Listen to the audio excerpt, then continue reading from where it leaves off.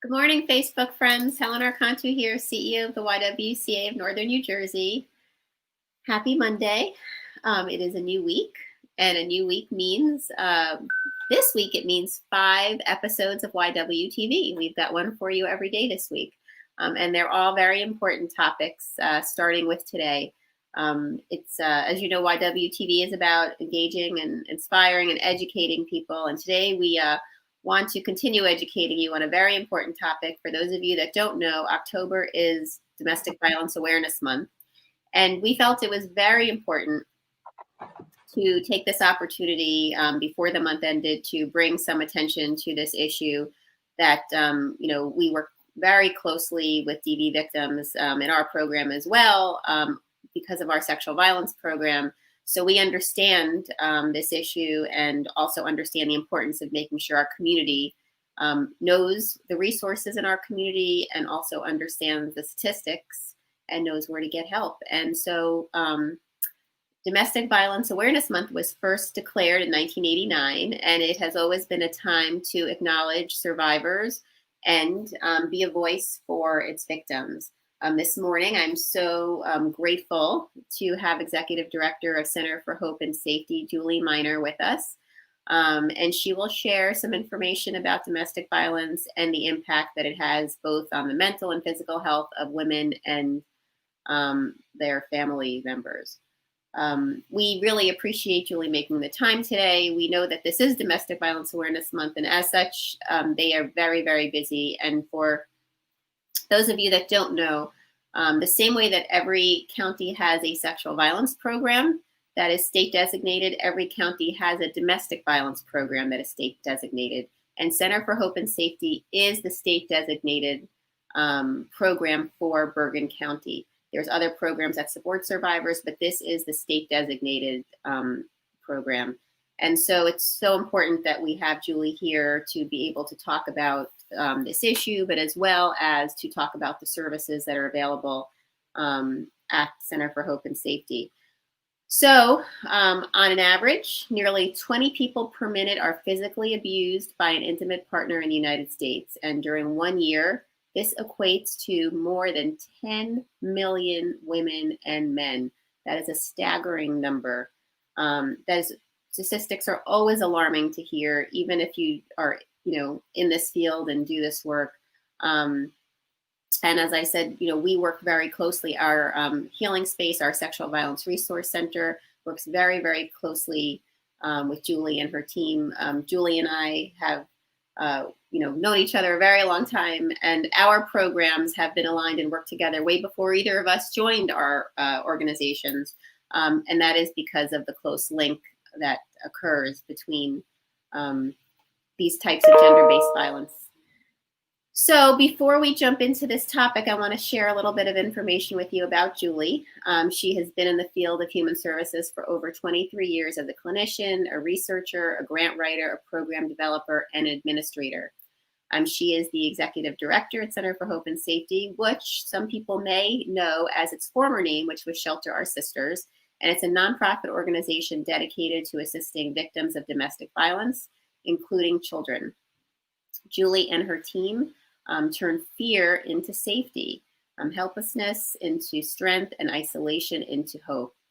Prior to joining Center for Hope and Safety, Julye was the Chief Operating Officer at Jewish Family and Children's Services of Northern New Jersey for over 8 years, where she was responsible for the operations and the mental health counseling clinic, case management services, senior services, and several after-school programs.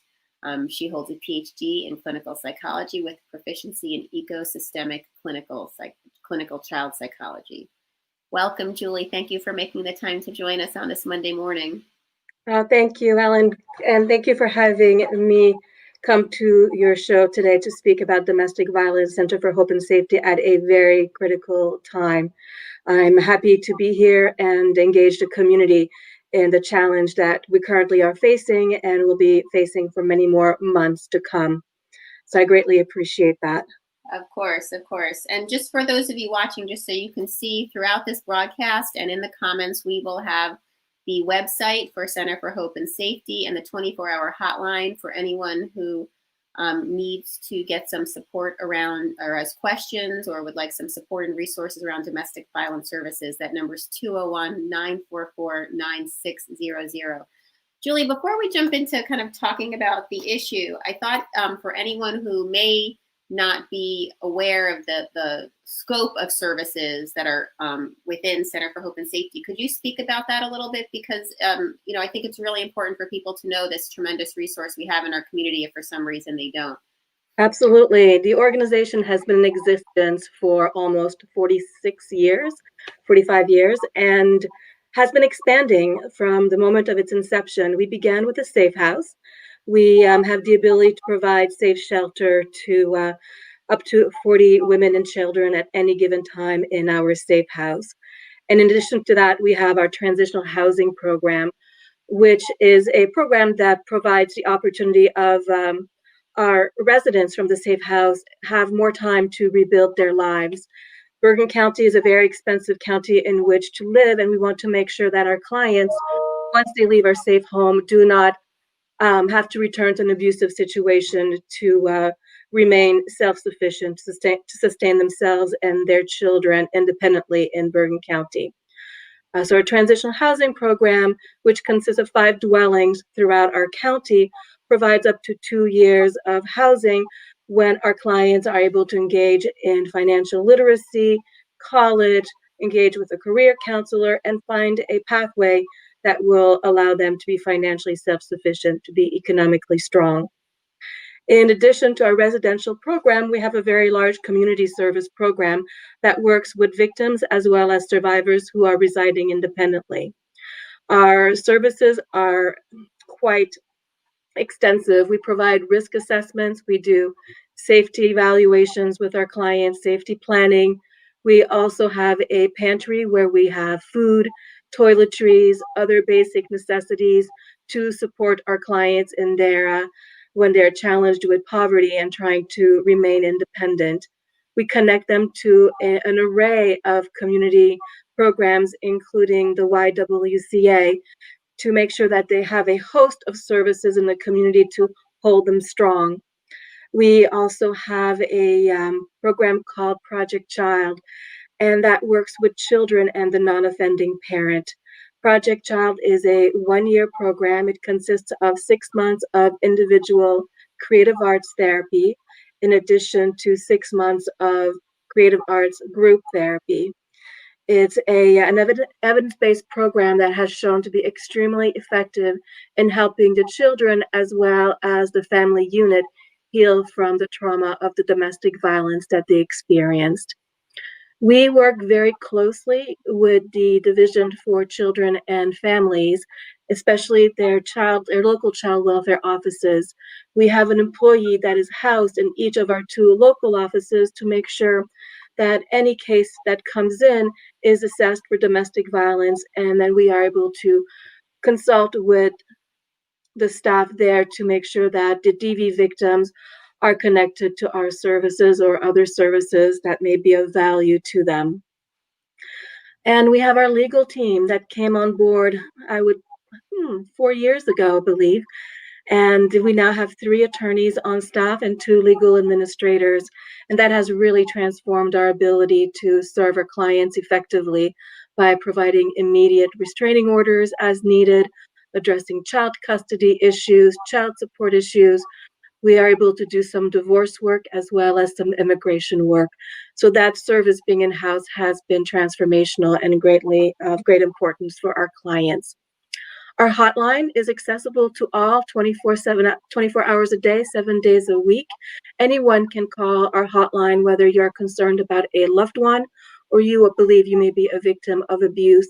We have trained counselors answering that line at any time that line rings. Please don't hesitate to reach out and speak with one of us to learn more about your situation and how to take next steps to have a life free of abuse. Well, thank you for sharing it. Obviously, there's so many components. And as you said, in the years that I've worked in this community, I've watched it evolve and grow and, continue to address the needs as they've changed for survivors and support them.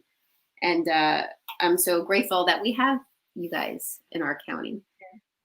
So for those people watching that, may, when they think about domestic violence, think about kind of the physical aspect of it. Can we talk a little bit about that, but also about the part that people don't see? But the part that's part of domestic violence is so important, because I think sometimes people get caught up on, the physical aspect of it and not realize that there's so much more to it. It can be so insidious. An abuse victim may not realize that she is an abuse victim, oftentimes until it's too late and physical abuse has gotten very severe. We have too many homicides related to domestic violence that, had it been realized beforehand that this person was in a domestic violence situation, could have been saved. The violence, and we're beginning to change our language from violence to abuse, because so many people are looking for the bruises and the broken bones. But it begins oftentimes with gaslighting, with lying, shaking one's reality, trying to gain control over a person's view of the world. And that's when the telltale signs begin to happen, when a person begins to question their own thinking, their own reality. They may be in a relationship that they are so incredibly committed to. They love their partner and want to believe that their partner wants the best for them, and is not trying to control or abuse them. We really want victims to understand that if they have a sense that something is wrong, to don't hesitate and give us a call to just discuss it with one of our counselors. The abuse oftentimes takes place with finances. We see that the majority of victims who come to us, and 90% is the statistic, are experiencing financial abuse. They do not have access to money in their family. It could even be their own money, their own paycheck, that their abuser may not allow them to have access to. It could be being given an allowance on a weekly basis or monthly basis, that whether or not it's sufficient, again, that's controlling finances that both parties in the relationship should have equal access to. It could be what we see frequently in abusive situation, isolation. The abuser trying to limit how many loved ones are in their lives. They're trying to maybe talk against a good friend or family member, trying to create distance, trying to portray them in a negative light, so that the abuser can appear to be the only important being for the person. So that's another telltale sign, when you're seeing that negative talk begin to happen, that distance trying to be created, excuses for not connecting with your friends or your families. And so like I said, it could be very insidious, especially when you are engaged and in love in a committed relationship, to see the signs. Your friends will often tell you before you realize it for yourself. They may show, or they may say, I have a concern about this or that. Just try to listen and give us a call. That's a lot of great information, and really paints a picture of the complexity of it all.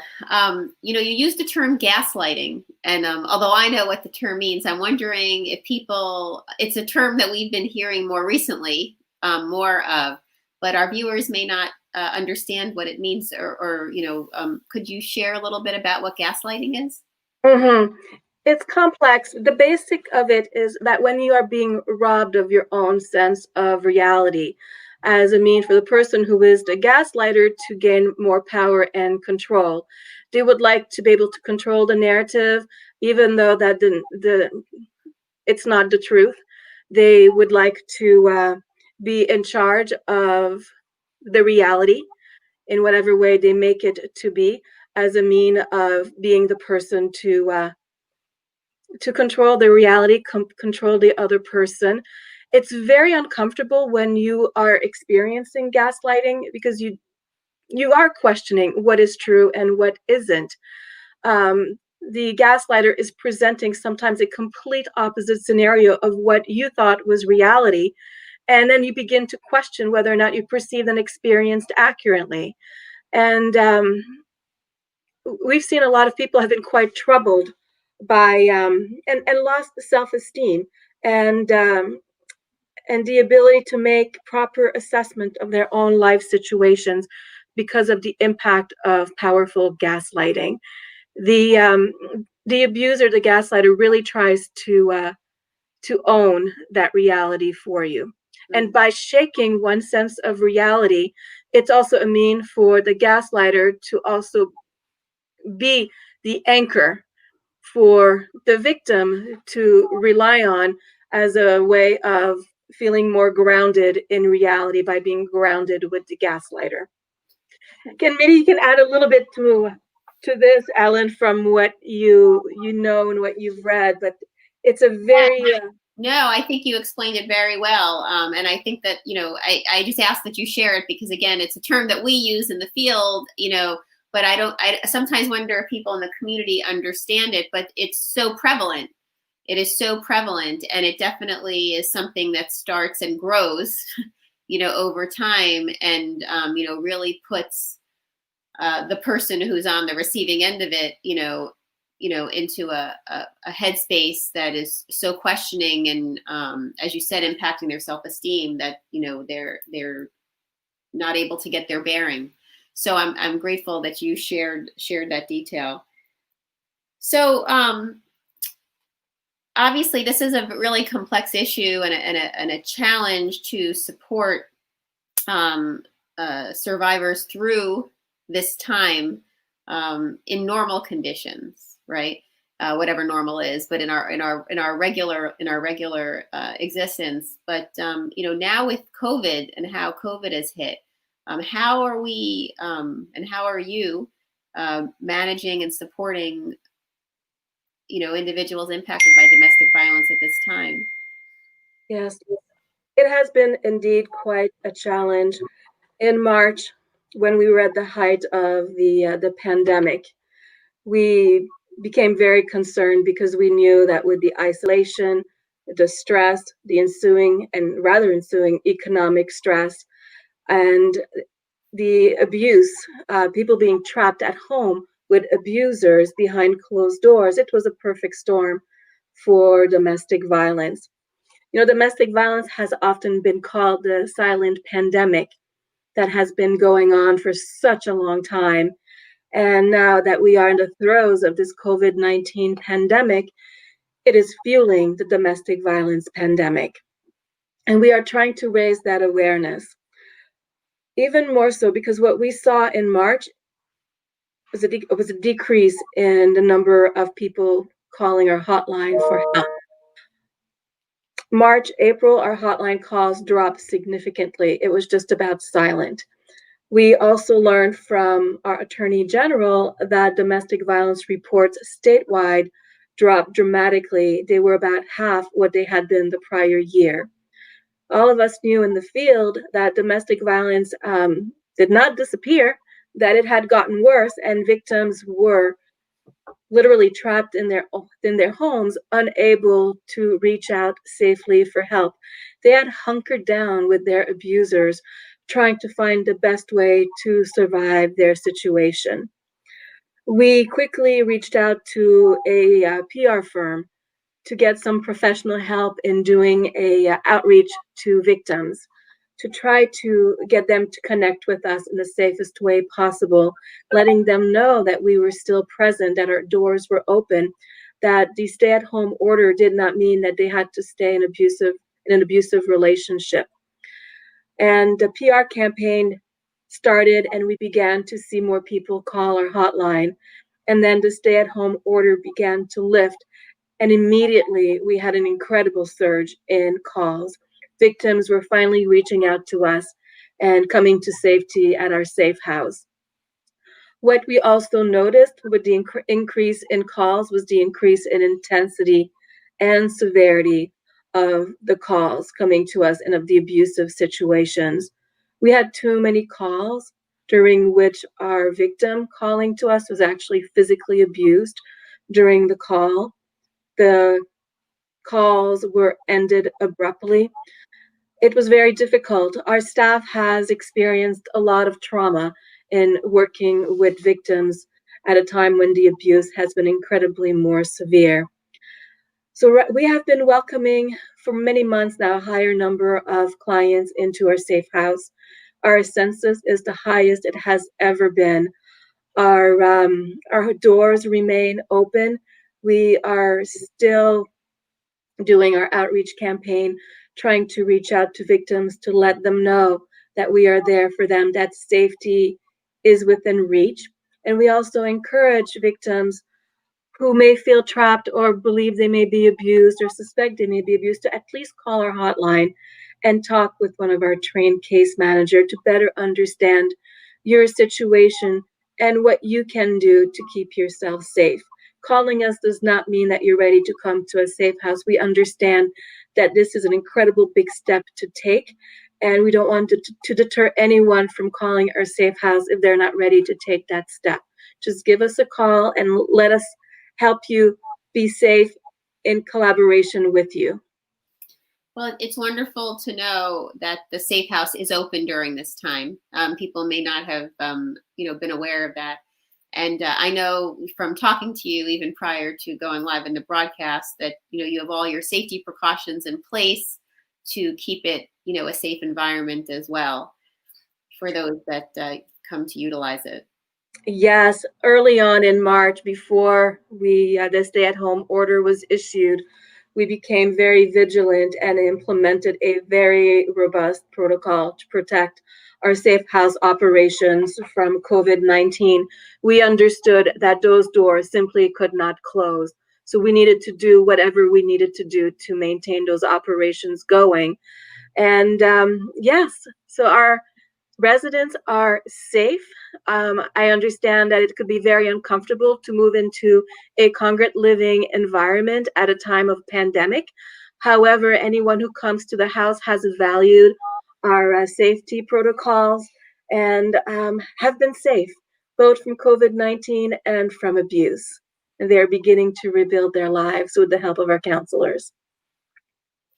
So in this time where a lot of us are working virtually and a lot of the program services are being delivered, virtually, how are you all staying connected with the community and staying connected with survivors to be able to still get to them? Obviously, you've got your hotline and that hasn't skipped a beat. Your services, are, from what we're discussing, a lot of them still are available in person. But how are you staying connected with everybody during this time? Social media has been such an asset at this time. We are relying on technology like the rest of the world. So we've been communicating a lot through that modality. And also our PR campaign has been critical in reaching out to the entire community through various venues. So from radio to television to the newspaper to social media, whichever outlet we could tap into to spread the word we have. And programs like yours, I'm so grateful that you're so attuned to this issue and how vital it is to reach out to us, especially in the month of October, DV Awareness Month, to help us spread the word. We're continuing with our events. We had our walk on Saturday at Van Zandt Park. We had a great turnout beyond my expectation. We had over 100 people come to the park. We were able to maintain safe social distancing. We're all wearing masks, and we are all passionate about raising awareness about domestic violence, making sure that people were not victims of abuse and knew of our organization. So I'm very grateful for all of our community ambassadors who are helping spread the word at this time when many of us are isolated through all the channels that they can possibly utilize. Well, this is definitely a time. I know sometimes people are so concerned about social media, and rightly so. But this is definitely a time when it's been able to also be utilized for good. No doubt, for all of our programs and being able to get the word out. Is there anything else that you would want our viewers to know at this time as we're kind of wrapping up our conversation today? Anything we didn't cover? Anything that just strikes you that it's important to leave them with?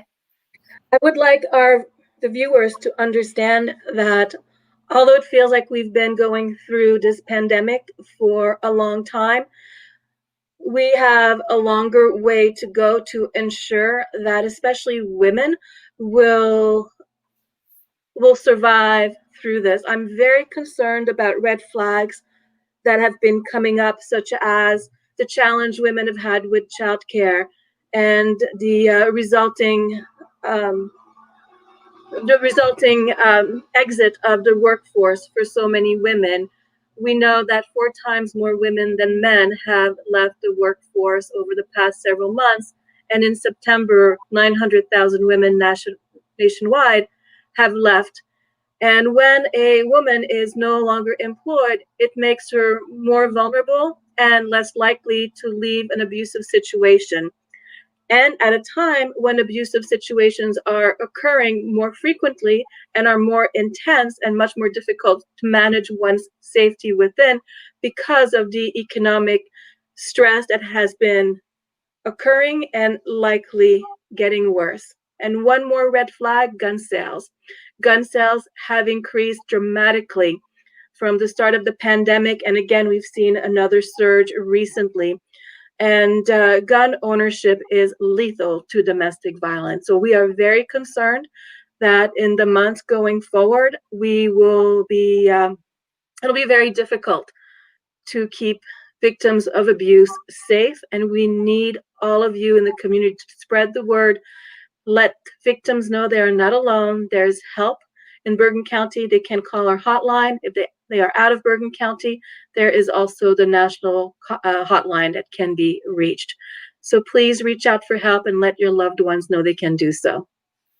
Well, thank you for sharing that. And those are also are very jarring statistics that have only been increasing over the last few months in terms of the impact on women in so many ways that I know it's going to take all of us working closely together to be able to support women through this when we do finally get to the end of it, and being able to, get us back to where we were, knowing that where we were was still already behind, of course.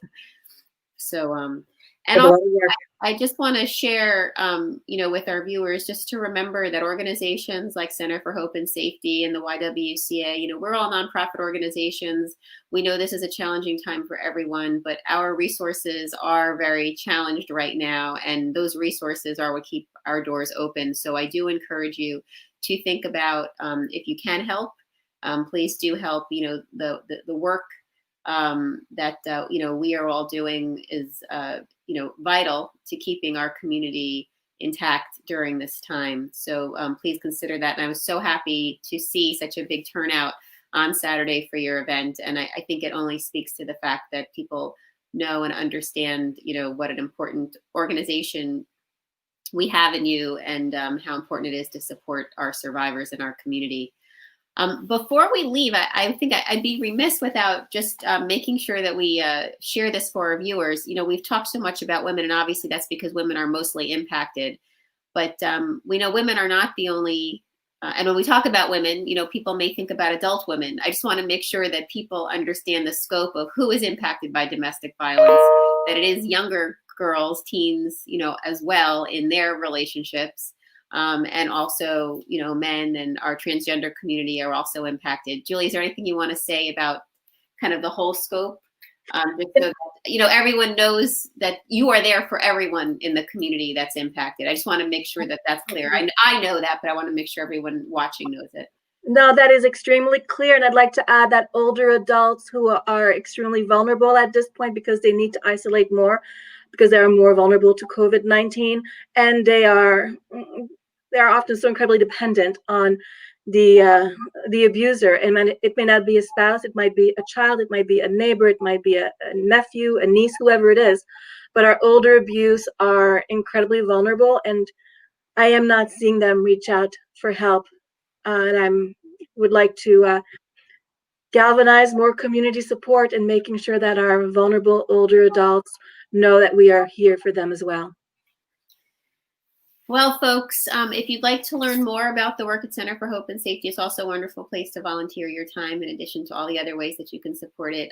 Their information of their website is on the screen right now. Their 24-hour hotline, again, which is a place that you can make a confidential phone call if you want to just inquire for someone else in your life and how to help support them. If you want to ask some questions about your own situation, or if you're ready full force to jump in and get help. There's a wonderful team there, wonderful trained specialists to answer your phone and be able to support you. So please, please reach out. And Julye, thank you so much again for making the time in such a busy month and such a busy time to join us and share all this information. We hope that people understand domestic violence, but we know that because of the complexity of it all, that it's important that we keep reminding people the details and what changes within the community as well. And so I'm so glad that we had this opportunity today to bring some attention. Thank you so much. I greatly appreciate it. Conversation. And for those of you watching, we hope that you do join us later in the week. As I said, we've got a full week of 5 episodes of YWTV this week. As many of you know, this is also Hispanic Heritage Month. Tomorrow we'll have Patricia Campos Medina, who is the co-director of the Union Leadership Institute at Cornell University, to talk with us a little bit about the state of Latino women in our community. On Wednesday, I'm so happy to welcome Rachel Weiner-Apter, who's the director of the New Jersey Division on Civil Rights. This is a very important show to all of us here at the YWCA, and I know women around our community. We will be doing our tribute to Ruth Bader Ginsburg on our show on Wednesday.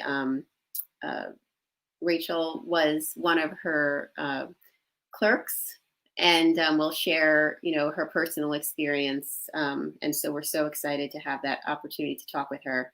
On Thursday, we're continuing our Share the Mic Now project, where we amplify the voices of Black women in our community. And so excited to have Latifah Fleming with us, who is an amazing wellness guru in our community and a social justice activist. And we're so happy to get an opportunity to talk with her. And on Friday, we end the week, as if every episode this week isn't so amazing. We end the week with our YWCA USA National CEO, Alejandra Castillo. And I'm so happy to have her also to talk again about the state of Latino women in our community, and as well as what's happening with the YWCA nationally and some of the issues that, Julye raised as well. And so we've got a lot to talk about, friends. If for some reason, obviously everyone can't watch these shows when they're live, and we understand that, don't hesitate to like and share this episode and the others that are coming. You can share them with an individual. You can share them to your page. It's a wonderful opportunity for you to use your social media for good and share information about domestic violence with this particular episode, with your friends and your family and your network. And we encourage you to do that. Thank you again, Julye, for having this time with us today. And we wish everyone a healthy and happy day and a wonderful week. Be well. Bye-bye.